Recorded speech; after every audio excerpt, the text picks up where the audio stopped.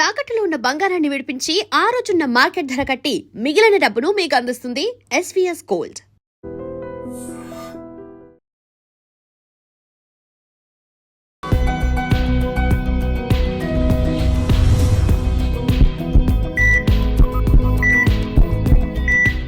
నమస్తే, welcome to healthy conversations with IT media. నేను మీ Jhansi. So ఈరోజు మనతో డాక్టర్ శ్రవంతి గారు ఉన్నారు.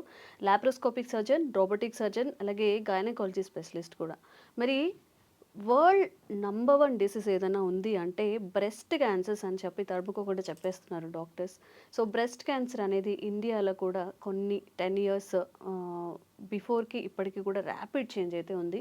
మరి బ్రెస్ట్ క్యాన్సర్ ఉంది అని సెల్ఫ్ ఎగ్జామినేషన్ చేసుకోవడం ఎలా, అసలు ఎందుకు వస్తుంది, వచ్చినప్పుడు ఎలాంటి టెస్ట్లు, త్వరగా మెడికేషన్ అనేది స్టార్ట్ చేయడం, ఇవన్నీ మాట్లాడతాము. నమస్తే మ్యామ్. నమస్తే. సో క్యాన్సర్స్ తీసుకుంటే ఆడవాళ్ళలో ఎక్కువగా బ్రెస్ట్ క్యాన్సర్ అని చెప్తూ ఉంటారు. సో కొంచెం ముందుగా డిటెక్ట్ చేసుకోగలుగుతామా? ఎలా తెలుస్తుంది మనకి బ్రెస్ట్ క్యాన్సర్ వచ్చింది అని చెప్పి? వరల్డ్ లీడింగ్ క్యాన్సర్ వచ్చి ఫీమేల్స్లో బ్రెస్ట్ క్యాన్సర్, అంటే మేల్స్లో వదిలేద్దాము. మోస్ట్ కామన్ వచ్చి లంగ్ క్యాన్సర్, కానీ ఫీమేల్స్లో వచ్చి వరల్డ్ వైడ్లో breast cancer is leading cancer. అంటే బ్రెస్ట్ క్యాన్సర్ ద్వారా చాలామంది చనిపోతున్నారు అనేది. ఎందుకు లీడింగ్ క్యాన్సర్ అంటారంటే ఎక్కువ డెత్ రేట్స్ని బట్టి లీడింగ్ క్యాన్సర్ అంటారు. సో బ్రెస్ట్ క్యాన్సర్ లీడింగ్ అని అనుకుంటున్నాము, మరి దాన్ని ఏమన్నా మనం అవాయిడ్ చేయగలమా, ఎర్లీ ట్రీట్మెంట్స్ ఉన్నాయా అనేది చాలా చాలా ఇంపార్టెంట్. అవాయిడ్ చేయగలిగితే చాలా చాలా అద్భుతం కదా. సో కొన్ని అవాయిడ్ చేయలేం. అట్లాంటిది బ్రెస్ట్ క్యాన్సర్ కూడా అలాంటిది. ఎందుకంటే దానికి జెనెటిక్ ప్రెడిలెక్షన్ ఉంది, అంటే జీన్స్ క్యారీ చేస్తాయి, అంటే ఫ్యామిలీస్లో రన్ అవుతుంది, జెనెటికల్గా అది ఒక స్ట్రాంగ్ జీన్ ఉంది. కానీ ఇంకేమన్నా చేయగలమా అంటే అర్లీగా డయాగ్నోస్ చేయగలమా? అర్లీగా డయాగ్నోస్ చేస్తే ఏముంది, మంచి ట్రీట్మెంట్స్ ఉంటాయి. సో ఆ డెత్ రేట్ని తగ్గించవచ్చు. సో అది మనం చేయగలగాలి. సో జెనెటిక్ అయితే తగ్గించలేము. సో ఇంకా ఏమన్నా కాజెస్ ఉన్నాయా బ్రెస్ట్ క్యాన్సర్ కాజ్ చేయడానికి? పెద్దగా ఏముండవు. పిల్లలు అంటే మెయిన్ నల్లి పేరెంట్ అంటే పిల్లలు లేని వాళ్ళకి క్యాన్సర్ వచ్చే అవకాశం ఎక్కువ ఉంది. అందుకని అలాగే బ్రెస్ట్ ఫీడింగ్ సరిగ్గా ఇవ్వని వాళ్ళకి కూడా బ్రెస్ట్ క్యాన్సర్ వచ్చే అవకాశం ఉంది. అంటే జెనెటిక్స్ తర్వాత ఇవి చిన్న చిన్న కాజెస్. సో వీటిలన్నిటికంటే బెటర్ ఏంటంటే అర్లీగా డయాగ్నోస్ చేసుకోవడం. అర్లీగా డయాగ్నోస్ చేసుకోవడానికి కొన్ని ప్రోటోకాల్స్ ఫామ్ చేసాం. దాంట్లో ఏంటంటే బ్రెస్ట్ సెల్ఫ్ ఎగ్జామినేషన్ ఇప్పుడు నుంచి అంటే 20 ఇయర్స్ నుంచి స్టార్ట్ చేసుకోవాలి. అసలు బ్రెస్ట్ క్యాన్సర్ అనేది ఏ ఏజ్ నుంచి వచ్చే అవకాశం ఉంది? ఎనీ జెనెటికల్ అన్నాం కదా, జెనెటికల్ స్ట్రాంగ్ ఉన్నప్పుడు ఎర్లీ ఏజ్ లో కూడా వచ్చే అవకాశం ఉంది. సో అందుకని 20 ఇయర్స్ నుంచే బ్రెస్ట్ ఎగ్జామినేషన్ స్టార్ట్ చేసుకోమని చెప్తాం. ఓకే. సో 20 ఇయర్స్ అంటే ఏంటి, పీరియడ్స్ రెగ్యులర్గా ఇప్పుడు ఇంకంతా వాళ్ళకి మెచ్యూరిటీ కూడా ఉంటుంది. సో దీంట్లో 3 రకాలు. ఫస్ట్ సెల్ఫ్ బ్రెస్ట్ ఎగ్జామినేషన్, తర్వాత ఫిజిషియన్ దగ్గరికి అంటే క్లినికల్గా చూడడం అంటే డాక్టర్ చెక్ చేయడము, థర్డ్ వచ్చి స్క్రీనింగ్ టెస్ట్. స్క్రీనింగ్ టెస్ట్లో మ్యామోగ్రామ్ అని చాలా అద్భుతమైన ఒకటి మనకి ఎక్స్రే, అది చాలా చిన్న మైనర్ క్యాన్సర్స్ని కూడా కనిపెట్టేస్తుంది. సో మైనర్గా ఉన్నప్పుడు మనకి ఏమంటే ఈజీ ట్రీట్మెంట్స్. సో అలీగా స్టేజ్ 1 కంటే ముందే తెలిసిపోయింది కాబట్టి ట్రీట్మెంట్స్ అయిపోతాయి. So they are free from the disease. ఈ బ్రెస్ట్ క్యాన్సర్ అనేది యూజువల్గా కొంచెం high affluent families, cervical cancer అనేది దిగువ వాళ్ళకి వస్తూ ఉంటుంది, ఇది అఫ్లూయెంట్ ఫ్యామిలీస్కి వస్తూ ఉంటుంది. అంటే మేబీ వాళ్ళు పిల్లలు లేకపోవడము, బ్రెస్ట్ ఫీడింగ్ సరిగ్గా ఇవ్వకపోవడము, జెనెటిక్స్ ఉండడమో ఏదో. సో అందుకని ఏంటంటే వాళ్ళకి కూడా ఏంటంటే ఫస్ట్ నుంచి బ్రెస్ట్ ఎగ్జామినేషన్ అంటే బ్రెస్ట్ని టచ్ చేసి చూసుకోవడం నేర్పిస్తూ ఉంటాం మేము. సో 20 ఇయర్స్ తర్వాత ఏం చేయాలి, ప్రతి నెల ఒక డేట్ పెట్టుకోవాలి. అంటే ఒక పీరియడ్ అయిపోయిన తర్వాత ఒక 5-6 రోజుల తర్వాత ఒక డేట్ పెట్టుకొని ఫిక్స్డ్గా ఆ రోజు అద్దం ముందు నిల్చుకొని ఆ క్లయింట్ ఎవరైతే, ఇప్పుడు ఒక అమ్మాయి 20 ఇయర్స్ అమ్మాయి అనుకుందాం, అద్దం ముందు నిల్చుకొని ఫస్ట్ చెక్ చూసుకోవాలి బ్రెస్ట్ 2 సేమ్ సైజెస్ ఉన్నాయా లేదా, బ్రెస్ట్ మీద మనకి ఏదైనా రెడ్నెస్ కనిపిస్తూ ఉందా, లేదు బ్రెస్ట్ ఒకటి కిందకి పైకి అయినాయి అంటే రెగ్యులర్గా చూస్తూ ఉంటే మనకు అర్థమైపోతుంది ఏదో డిఫరెన్స్ కనబడుతుంది. అలాగే ఒకటి సైజ్ ఏమన్నా పెరిగిందా, కలర్ ఏమన్నా చేంజ్ అయిందా చూసుకోవాలి.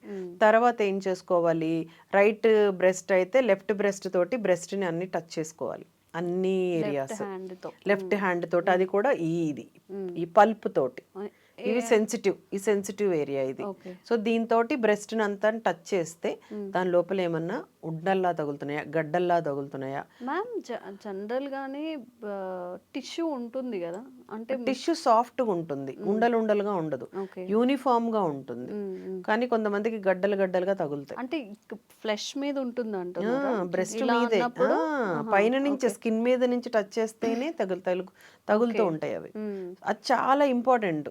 అన్ని ఏరియాస్ చెక్ చేసుకోవాలి. అలాగే యాక్సిల్లా అంటాం, ఆర్మ్ పిట్స్ లో కూడా చెక్ చేసుకోవాలి. ఇప్పుడు రైట్ సైడ్ బ్రెస్ట్ చూసుకుంటూ రైట్ ఆర్మ్ పిట్ కూడా చెక్ చేసుకోవాలి. ఏమన్నా చిన్న చిన్న గడ్డల్లాగా, చిన్న ముద్దల్లాగా తగులుతున్నాయా, నొప్పి ఏమన్నా అనిపిస్తుందా, అలాగే కలర్ ఏమన్నా చేంజ్ అయిందా, అలాగే నిప్పుల నుంచి ఏమన్నా కారుతుందా, ఇవి చాలా ఇంపార్టెంట్. ఓకే. సో ఒక 10 నిమిషాలు ఒక 5 నిమిషాలు ఈ బ్రెస్ట్, ఒక 5 నిమిషాలు ఆ బ్రెస్ట్ని బ్రెస్ట్ సెల్ఫ్ ఎగ్జామినేషన్ అంటాం. ఎవ్రీ మంత్ దాన్ని ఒక హ్యాబిట్ లాగా చేసుకోవాలి. ఓకే. దీనివల్ల ఏంటంటే అర్లీ డయాగ్నోసిస్, తొందరగా మనకి గడ్డలు ఉన్నా ఏమన్నా ఉన్నా మనకు అర్థమైపోతుంది. సో దానివల్ల మనం తొందరగా ట్రీట్మెంట్లు స్టార్ట్ చేసుకోవచ్చు. ఓకే. లేదు నాకు ఇబ్బందిగా ఉంది, నాకు అంత కంఫర్ట్ లేదు అంటే డాక్టర్ దగ్గరికి వెళ్ళండి. ఒక 3 మంత్స్కి ఒకసారి వెళ్ళి డాక్టర్ దగ్గర చెక్ చేయించుకోండి. Doctor please examine my breast. Otherwise any other symptoms like నాకు ఏదో హెవీనెస్గా ఉంది, ఏదో నొప్పి అనిపిస్తుంది, ఏదో కారుతున్నట్లు అనిపిస్తుంది, ఏదో రెడ్నెస్ అనిపిస్తుంది, ఏదో బరువు ఎక్కింది, ఇట్లాంటివి ఉన్నప్పుడు కూడా ఇమీడియట్గా డాక్టర్ దగ్గరికి వెళ్ళిపోవాలి. ఓకే. Very important. సో ఇమీడియట్గా చూసుకుంటాము. సింపుల్ ఇన్ఫెక్షన్స్ అయితే ట్రీట్మెంట్స్ ఉంటాయి, లేదు గడ్డలు లాంటివి అయితే దానికి సంబంధించి స్కానింగ్స్ అని, మ్యామోగ్రామ్ యూజువల్గా 40 years తర్వాత చేస్తాం. కొంతమంది 30 years అంటే రిస్కీ గ్రూప్ ఉండే వాళ్ళకి 30 years నుంచి స్టార్ట్ చేస్తాం. ఆ స్కెడ్యూల్ మేము చెప్తాం. బట్ ఇయర్లీ 40 years తర్వాత అట్లీస్ట్ ఇయర్లీ వన్స్ అయినా మ్యామోగ్రామ్ చేయించుకోవడం ఇంపార్టెంట్. అందరూ చేయించుకోవాలి. Every women is at risk. ఒకవేళ జెనెటికల్గా ఉండే వాళ్ళే కాదు, ప్రతి ఉమెన్కి ఈ క్యాన్సర్ రిస్క్ అనేది ఉంటుంది. సో స్క్రీనింగ్ చేయించుకోవడం వల్ల మనకి ఈజీ కదా. ఇవి కూడా గవర్నమెంట్లో ఉంటుంది, మ్యామోగ్రామ్ కూడా. ఓకే. బ్రెస్ట్ క్యాన్సర్ రావడానికి కూడా పర్టికులర్గా మనం చేసే ఏవైనా రిలేట్ అయి ఉంటాయా? ఏముండదు, అదే చెప్పింది, పాలు ఇవ్వరు. పాలు అంటే డ్యూటీస్ అనో వేరే అదర్ కారణాల వల్ల పాలు ఇవ్వాలి. అది one of the protection, cancers నుంచి ప్రొటెక్షన్. పిల్లలు పుట్టడం ఒక ప్రొటెక్షన్. ఓకే. సో అలాంటి వాటిని రిస్కీ గ్రూప్ ఉంటాం కదా, వాళ్ళకి చెప్తాం. అట్లాంటి వాళ్ళని మనం తప్పించవచ్చు ఈ అన్ని చిన్న చిన్న మెజర్స్ చేస్తే. జెనెటికల్గా ఆల్రెడీ ఫ్యామిలీలో కొంతమంది చనిపోయి ఉంటారు బ్రెస్ట్ క్యాన్సర్ వాళ్ళు, వాళ్ళకి ముందే జెనెటిక్ కౌన్సిలింగ్ అని ఇస్తాం, ఫ్యామిలీ కౌన్సిలింగ్ ఇస్తాం. వీళ్ళని ఫస్ట్ నుంచి ఎలా మానిటర్ చేసుకోవాలి, వీళ్ళకి బ్రెస్ట్ ఎగ్జామినేషన్ ఎలా చేసుకోవాలి, అలాగే బ్రాకా జీన్స్ అని ఉంటాయి, BRN జీన్స్ ఉంటాయి, ఆ జీన్స్ స్టడీ కూడా చేసి పెట్టుకుంటాం. అంటే వాళ్ళకి ఎంత పర్సంటేజ్ రిస్క్లో ఉన్నారు, సో వీళ్ళు అంటే ఒక 50% రిస్క్ ఉందా, సో వీళ్ళకి ఎట్లాంటివి ముందుగానే ట్రీట్మెంట్స్ ఇవ్వాలి, అలాంటివన్నీ ముందే చెప్పడానికి ఉంటుంది. ఓకే. సో కాపాడుకోవడం ఏంటి అంటే early diagnosis, self breast examination, లేదు క్లినిషియన్ దగ్గరికి వెళ్ళడము, third one mammogram. Yearly once mammogram చేసుకుంటే సేఫ్. బట్ ఇంకా ఏంటంటే వ్యాక్సినేషన్ రాలేదు. సర్వైకల్ క్యాన్సర్కి ఏదైతే వ్యాక్సినేషన్ వచ్చిందో బ్రెస్ట్ క్యాన్సర్కి ఇంకా వ్యాక్సినేషన్ లేదు, స్టిల్ ఇంకా ట్రయల్ దశలో ఉంది. సో మనం అందుకనే వ్యాక్సినేషన్స్ లేవు కాబట్టే మనం ఇంకా మోర్ కేర్ఫుల్గా ఉండాలి. అంటే early diagnosis saves the life. Treatment కోసం పరిగెట్టకుండా మీరు చేయాల్సింది ఏంటంటే పిల్లలందరికీ అలవాటు చేయాలి. ఒక 20 years ఏజ్ తర్వాత నుంచి మీరు బ్రెస్ట్ ఎగ్జామినేషన్ చేసుకోండి అని మేము కాలేజెస్లో, ఇప్పుడు కౌన్సిలింగ్ ప్రోగ్రామ్స్ కాలేజెస్లో ఎస్పెషల్ అంటే ఇంటర్మీడియట్, డిగ్రీ కాలేజెస్లో చెప్తూ ఉంటాం. స్లైడ్స్ వేసి వాళ్ళకి చూపిస్తాం కూడా. So how to examine your breast, what are the symptoms, అంటే ఎటువంటి లక్షణాలు ఉంటాయి, ఈ లక్షణం అంటే ప్రతి గడ్డ క్యాన్సర్ కాదు, అలాగే ప్రతి లక్షణము లైక్ నొప్పి రావడం అన్ని క్యాన్సర్లు కాదు. సో మళ్ళీ అదొక భయపడిపోతారు, గడ్డలు ఉంటామో నాకు క్యాన్సర్ అని స్ట్రెస్ అయిపోతారు. అవసరం లేదు, నాన్ క్యాన్సరస్ గడ్డలు చాలా వరకు 90%. సో భయపడక్కర్లేదు. కాకపోతే మనకి తెలియదు కదా దాంట్లో క్యాన్సర్ ఉందా లేదని. So better to go to A doctor. అది కూడా కాకుండా బ్రెస్ట్ ఎగ్జామినేషన్ చేసుకోవడానికి చాలా సిగ్గుపడతారు, అదొకటి మెయిన్. నేను అంటే ఇప్పుడు ఏదైనా కానీ ఒక విమెన్కి సంబంధించిన ప్రైవేట్ పార్ట్స్ పెల్విక్ అంటే అది చాలా పెద్ద బూత్ లాగా, బ్రెస్ట్ అంటే అమ్మో బ్రెస్ట్ గురించి మాట్లాడడం ఇబ్బంది ఇట్లా అనుకుంటారు. కానీ నిజంగా ఎవరికైనా ఒక అమ్మాయి కాదు, ఒక ఫ్యామిలీలో ఒక డాటర్గా ఉన్నప్పుడు తనకి ఏదైనా బ్రెస్ట్ క్యాన్సర్ వచ్చి ఆ బ్రెస్ట్ తీసేస్తే తనతో పాటుగా అయ్యో మా పాపకి ఇలా అయిందని అందరూ ఇంట్లో సఫర్ అవుతారు. బట్ అదే బ్రెస్ట్ క్యాన్సర్ గురించి మనం వెళ్ళి వాళ్ళకి చెప్పడానికి ట్రై చేసినప్పుడు దాన్ని ఎందుకో అవాయిడ్ చేస్తూ ఉంటారు అవాయిడ్ కాబట్టి చేస్తారు. వినరు. మిత్స్ చాలా ఉన్నాయి. మ్మ్. మిత్స్ అవన్నీ కూడా అంటే సిగ్గు, బిడియము, ఇన్నోసెన్స్, అన్ఎడ్యుకేషన్ ఇవన్నీ ఒక పక్క అదొక ఉంటే సెక్షువల్ పార్ట్ గాను లేకపోతే ఇంకేదో ఆ, దానికి రిలేటెడ్ అని ఆలోచిస్తారు కానీ ఒక హెల్త్ కాన్సెప్ట్ ఇది ఎగ్జాక్ట్లీ తెలుసుకోవాలి, తనకి ఎగ్జాక్ట్లీ టెస్ట్ చేయించాలి నిజంగా మా అసలు మేము అమ్మాయికి. మాట్లాడుతుంటే కూడా నవ్వుకుంటూ ఉంటారు అందరు కాలేజెస్ లో కూడా. ఆ, అంటే ఏంటి ఇట్లా మాట్లాడేస్తున్నారు అని. బట్ అవన్నీ నిజాలు. మనమేమి అంత భయపడక్కర్లేదు. అవేమి అంటే మాట్లాడంగానే మనం ఏదో తప్పు చేసినట్టు కాదు. బ్రెస్ట్ ఎగ్జామినేషన్ అలా ఎలా చేసుకుంటాము అని చాలా మంది అడుగుతారు. అదేంటది అని సిగ్గు కాదు ఇక్కడ. ప్రాణాలు పోతున్నాయి. దాని మీద కాన్సన్ట్రేట్ చేయండి. మనం ఎలా బయటపడాలో ఆలోచించండి. మీరు చెక్ చేసుకోవడంలో తప్పే ఉంది. నువ్వు నీ ఫ్రెండ్తో మాట్లాడడంలో తప్పేముంది. దాంట్లో ఏమీ బ్యాడ్ ఏం కావట్లేదు కదా. నీ హెల్త్ గురించి మాట్లాడుకుంటున్నావు. పీరియడ్స్ గురించి మాట్లాడడము, సెక్షువల్ లైఫ్ గురించి మాట్లాడుకోవడము, లేకపోతే బ్రెస్ట్ ఎగ్జామినేషన్, ఇవన్నీ కూడా హెల్దీ కాన్వర్జేషన్స్. ఇదే పెద్ద బూతుల్లాగా ఏంటి ఇట్లా మాట్లాడుతున్నారు అనుకుంటున్నారు. జనాలు ఏంటంటే ప్రతిదాన్ని ఏదో క్రేజీగా అనుకుంటారు కానీ నిజాన్ని అర్థం చేసుకోవట్లేదు. బ్రెస్ట్ ఎగ్జామినేషన్ గురించి మేము నోర్లు పొయ్యేటట్లు చెప్తున్నాం కానీ అంతే కేర్లెస్నెస్. అది ఎవరైనా ఫ్యామిలీలోనో చుట్టాల్లోనో వచ్చి వాళ్ళు సఫర్ అయ్యే విధానం చూస్తే కానీ ఓకే ఇదా అసలైన సిచ్యువేషన్ అని అనుకుంటారు కానీ నార్మల్గా అయితే ఇది ఒక కాన్సెప్ట్ లాగా ఎవరు తీసుకోరు. మీరు అన్నట్టు నవ్వుకోవడము లేదా వినకుండా అయ్యో ఏంటి వీళ్ళు ఇలా మాట్లాడుతున్నారని అవాయిడ్ చేయడానికి తప్పితే అసలు వాళ్ళు ఏం చెప్తున్నారు ఇది హెల్త్కి సంబంధించింది కదా అనే థాట్ లేదు వాళ్ళకి. అసలు లేదు. కాన్సెప్ట్ని అర్థం చేసుకోవట్లేదు. రాంగ్గా వెళ్తుంది.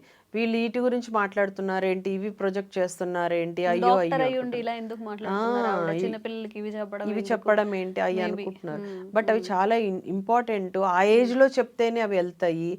తర్వాత 40 ఏళ్ళప్పుడు ఎగ్జామినేషన్ చేసుకోవడం అంటే కూడా తెలియదు కదా వాళ్ళకి. అప్పుడు మారిపోయి ఉంటుంది ఎన్విరాన్మెంట్. అంటే వాళ్ళు ఫీడింగ్ ఇచ్చేసి ఉంటారు. బ్రెస్ట్ సైజెస్ అన్ని మారింటాయి. You have to know your breast, you have to know your organs first of all. అంటే నేను నార్మల్ ఆర్గాన్ తెలిస్తేనే కదా అబ్నార్మాలిటీ తెలుసుకోగలవు. అందుకని మనకి ఇది చాలా ఇంపార్టెంట్ సబ్జెక్ట్. వీటి మీద మనం ఎక్కువ మాట్లాడుకోవాలి. అన్నెసెసరీ వాటి మీద మాట్లాడుకుంటుంటాం కానీ ఎక్కువ మన హెల్త్ గురించి, వాటికి వచ్చే ఇబ్బందుల గురించి, వాటి గురించి బయటపడడం ఎలా, ఇవి మనం చూసుకోవాలి. సో బ్రెస్ట్ ఎగ్జామినేషన్లో సెల్ఫ్ బ్రెస్ట్ ఎగ్జామినేషన్ ప్రతి ఫ్యామిలీలో ఆడవాళ్ళందరూ అలవాటు చేసుకోవాలి. ప్రతి ఆడపిల్ల 20 years నుంచి at least start examining their own breast. దీనివల్ల ఎన్నో ప్రాణాలు కాపాడచ్చు. అట్లీస్ట్ మదర్స్ అయినా చెప్పడం, ఇంట్లో పెద్దవాళ్ళు చెప్పడం ఇట్లా అని చెప్పి. అండ్ ఇప్పుడు మనకి గుండె, కిడ్నీ, లంగ్స్ ఎలా ఉన్నాయో బ్రెస్ట్ కూడా ఒక పార్ట్ బాడీలో. వాటికి వస్తే ఎలా మనం ఇబ్బంది పడతామో సర్జరీలు చేయాలో బ్రెస్ట్కి కానీ పెల్విక్ పార్ట్స్ కానీ ఏవైనా అమ్మాయిలైనా అబ్బాయిలైనా ప్రైవేట్ పార్ట్ కానీ ఇబ్బంది వచ్చినప్పుడు సర్జరీసో లేకపోతే దానికి సంబంధించిన మెడికేషన్ తీసుకోక తప్పదు. సో అన్నీ ఒకలాగే చూడండి. ఏ విషయంలో హెల్త్ విషయంలో వేరే వాటికి ఆపాదించుకొని ఇది గురించి మనం మాట్లాడొద్దు, ఎవరిని అడగడానికి సిగ్గుపడడం ఇలాంటివి చేయకండి దయచేసి. Thank you so much. Thank you.